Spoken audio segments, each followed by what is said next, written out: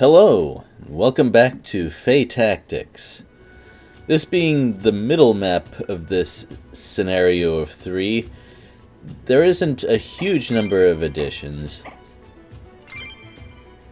However, there is one. This is the first map where we fight more than one leader on a map, which is fair. We've been fielding more than one leader since the start. And this is going to, I wouldn't say add a new mechanic, but bring one to the foreground a little bit. I've mentioned that when a leader runs out of health, it gets knocked out and still requires 3 more hits to get removed completely. It can be revived by allies, or it'll come back on its own within 3 turns. However, there's an incentive for leaving them alive. Specifically, if you leave leaders alive, you get a lot more bonus experience at the end. Well, as I said before, this isn't a huge incentive for me since I'm not really too worried about the experience of our party in general. Also, I brought the ice variant of our melee gremlin because we've got some water and earth enemies, including that troll, and ice is strong against both of them.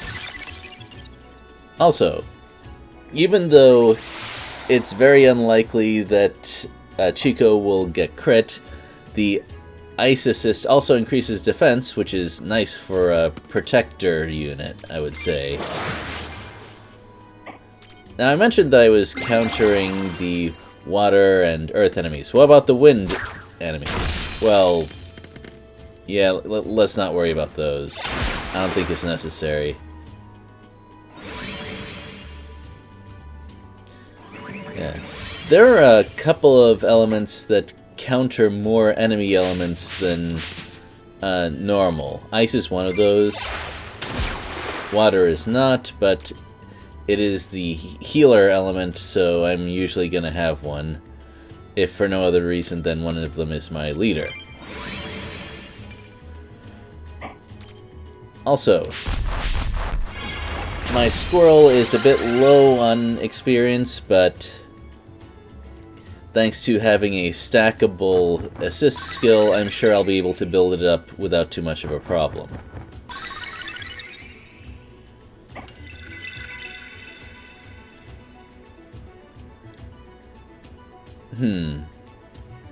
So what am I gonna go for first? It looks like it might be a little tough to surround the troll, so I think I want to get rid of the witch first, especially because the witch is a healer, and it would be awkward if it got the chance to heal the leader. I don't think it can reach it with this formation, though. And that got rid of the troll's magic barrier pretty easily. And because melee, we're gonna have a little fun.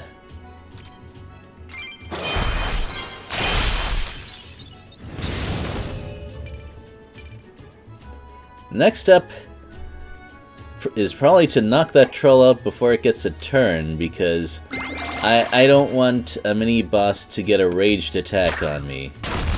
Or I can have the NPC do that.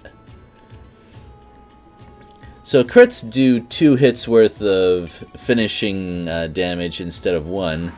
And also, remember how I said I wanted to keep the leaders alive? Well, that's not likely because that NPC centaur loves to finish off leaders. Oh well. It's not all bad.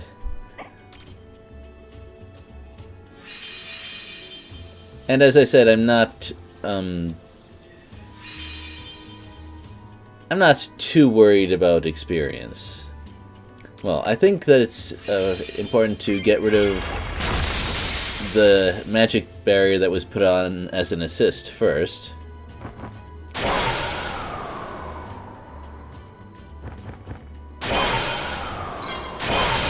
Ooh, yeah. If you're gonna have someone on the front line, it's without a doubt best to have someone who counters their elements. But still, being surrounded by melee like that seems pretty bad, especially if that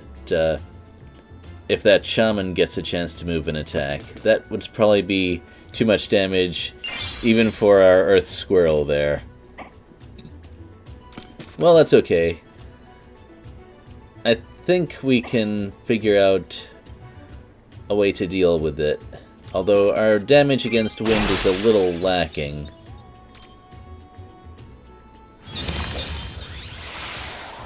By the way, as I've said before, enemy leaders have 3 spell cards.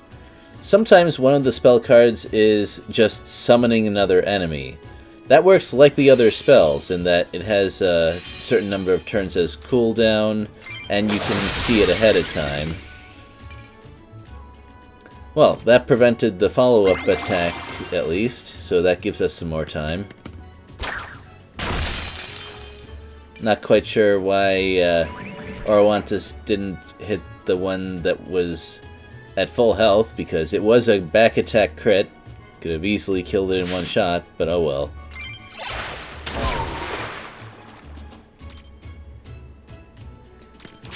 That's okay. I'm not completely without options in that regard. Oh, that's what I was hoping for. As I've said, Barn Reapers are not a bad Fae to summon. It has a lot of different methods of utility.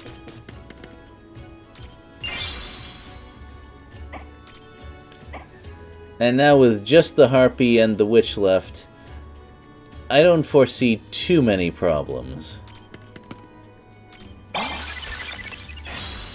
Also, the ice passive is pretty good.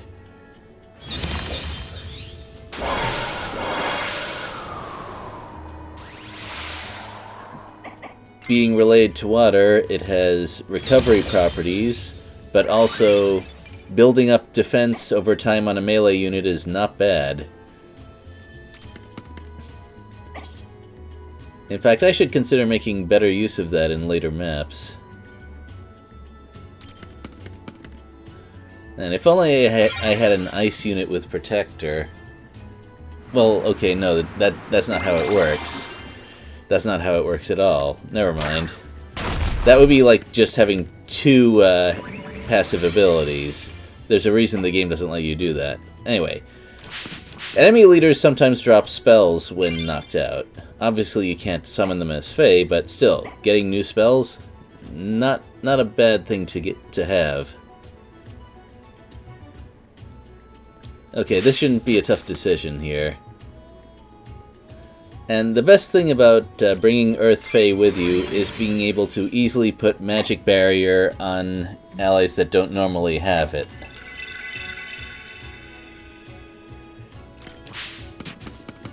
I think we've seen a couple of times how useful that is.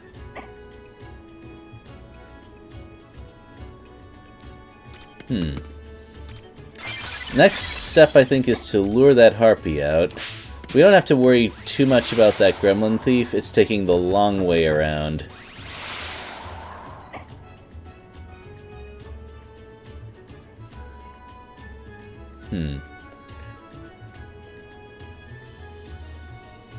Now, of course, we don't want to trigger an enemy crit.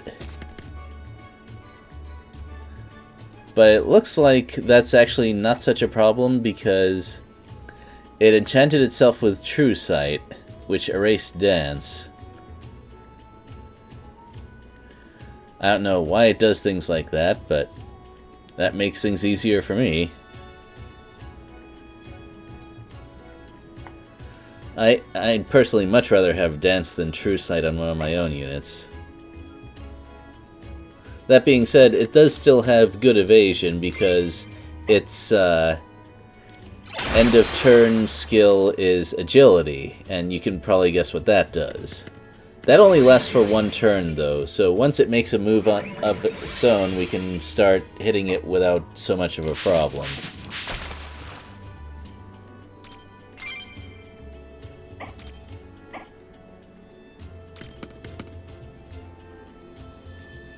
Unfortunately, while this squirrel does have a ranged attack, it's only range 2. Most arcing attacks are 3, but I mean, the squirrel is a low-cost Fae, so I guess there are limits to what I can expect from it.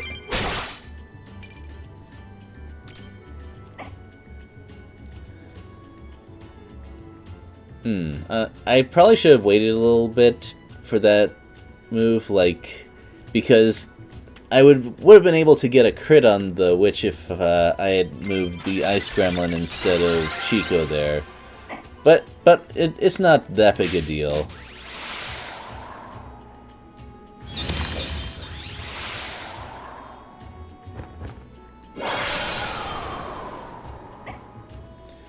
Alright, now agility is gone, and speaking of bird's eye advantages, this seems like a good time to get one of my own.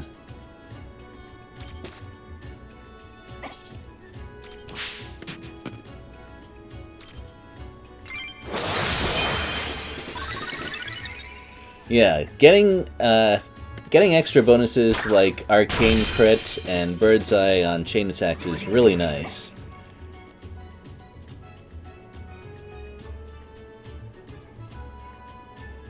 And yes, I know Piachin hasn't had the chance to do much this time, but on a battlefield that's heavily wind and thus counters the bird's element, there are limits to what we can do. And, well, alright. That was pretty clean, I guess. I'm glad that we got to add some experience to our lower level Fae. That's going to be useful. And we'll see the final and most interesting map of this particular quest chain next time. But first, let's see the context.